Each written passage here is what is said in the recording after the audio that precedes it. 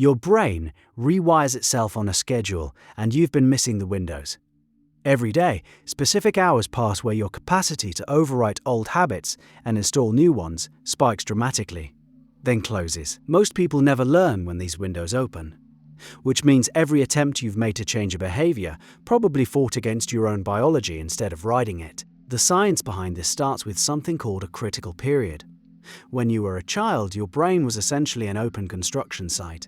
Language, motor skills, emotional regulation, all of it wired itself with almost zero effort on your part.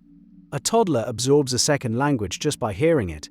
An adult spends years with flashcards and still butchers the accent. The difference has nothing to do with motivation. The construction site closed. For decades, researchers assumed that was the end of the story. Critical periods slam shut, the brain hardens like concrete, and whatever got wired in childhood was permanent. But starting in the late 1990s, a series of experiments began punching holes in that assumption. Researchers found they could chemically reopen critical periods in adult mice, restoring the kind of rapid rewiring that normally only happens in the young. The concrete metaphor was wrong. The brain was more like a thermostat with a setting that could be adjusted. So what controls that setting? A class of molecules called perineuronal nets. Think of them as a mesh that wraps around mature brain cells, locking connections in place. During childhood, these nets are sparse. Signals flow freely, connections form and dissolve with ease. As you age, the nets thicken. They stabilize your existing wiring, which is useful because you don't want to accidentally unlearn how to walk. But that stability comes at a cost. Changing anything requires significantly more effort.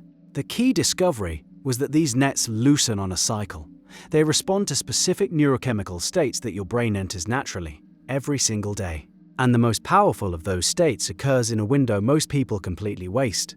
The first 90 minutes after waking, before caffeine, before screens, before the cognitive clutter of the day begins, your brain sits in a neurochemical environment dominated by high catecholamines.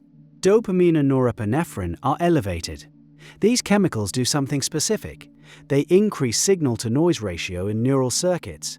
Your brain becomes temporarily better at distinguishing which connections to strengthen and which to let fade. Pair that with the residual neurochemistry from sleep, where cerebrospinal fluid is spent hours, literally washing metabolic debris from your synapses, and you get a brain that's briefly in a state closer to a critical period than any other point in the day. This window narrows fast. Within about 2 hours of waking, the cascade shifts. Social inputs, food, and stimulation begin competing for neural resources. The thermostat adjusts back towards stability. You can still learn after this window, obviously, but the efficiency drops. Studies on motor learning show that skill acquisition during early waking hours consolidates at roughly double the rate compared to identical practice done in the afternoon. Same task, same effort, different neurochemical backdrop, different result. But morning is only half the equation. The second major reprogramming window opens at a time most people associate with doing absolutely nothing productive. Sleep itself, specifically the cycles of slow-wave sleep that dominate the first half of the night, is when your brain actually commits changes to long-term storage.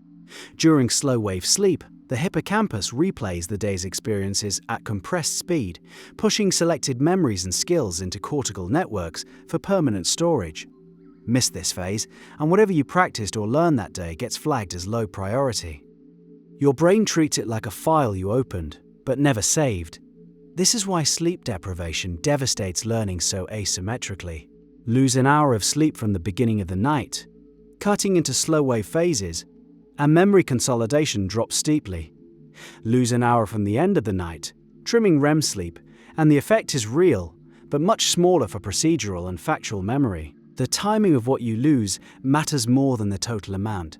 There's a third window that almost nobody talks about, and it might be the most actionable of all. Immediately after a high stress or high emotion experience, your brain enters a brief state of elevated plasticity. The same neurochemicals that make stressful moments feel so vivid, adrenaline flooding the system, heightened sensory processing, also temporarily loosen those perineural nets. Your brain is for a short window, prepared to rapidly encode whatever happens next. This is why traumatic memories form so quickly and resist extinction so stubbornly. One exposure is enough. The brain was in a hyperplastic state and the experience got welded into the circuit. But the same mechanism works in reverse.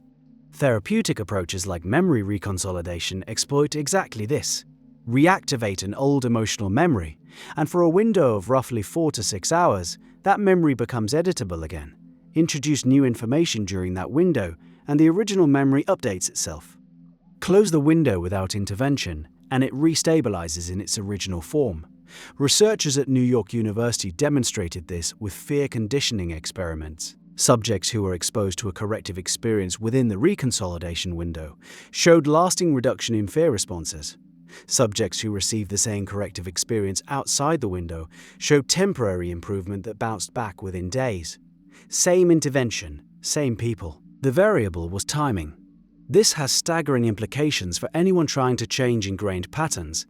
The brute force approach, just repeat the new behavior over and over, works, eventually, but it's grinding against a locked thermostat. The precision approach asks a different question. When is the lock temporarily disengaged? Consider what this means practically. You wake up, for roughly 90 minutes, your brain is in its most receptive state for deliberate rewiring. Whatever you practice during this window, a new thought pattern, a physical skill, a reframe of an old anxiety, gets encoded with unusual efficiency. You go through your day, and inevitably something triggers stress or strong emotion. For a brief period afterward, the circuits involved in that reaction are temporarily open for editing. Then you sleep, and the slow wave phases of early night consolidate whatever made it through the day's filters into permanent architecture. 3 windows: morning receptivity, post-activation reconsolidation, sleep consolidation. They cycle every 24 hours, whether you use them or you don't. Critics reasonably point out that most of this research comes from controlled lab conditions: rats in mazes, humans learning finger-tapping sequences, fear conditioning with mild electric shocks. Real life is messier. You can't always control what happens in your reconsolidation window. You can't always protect your first 90 minutes from a crying toddler or a 6 a.m. meeting. Fair, but the underlying mechanisms are well documented across dozens of independent labs. The windows are real even when exploiting them perfectly is impractical. Knowing the terrain matters even if you can't always choose the path. What strikes me about all of this is how backwards most self-improvement advice runs. People set alarms for 5 a.m. to exercise, which is fine, but then immediately flood their senses with podcasts and news, burning their highest plasticity window on passive consumption. They try to change emotional reactions through willpower alone, never realizing that the reaction itself temporarily opens the very circuit they want to edit. They sacrifice early sleep for productivity, gutting the consolidation phase that would have made the day's effort stick. The brain already has a system for change. It runs 3 cycles per day. Each cycle opens a door that stays open for a limited time.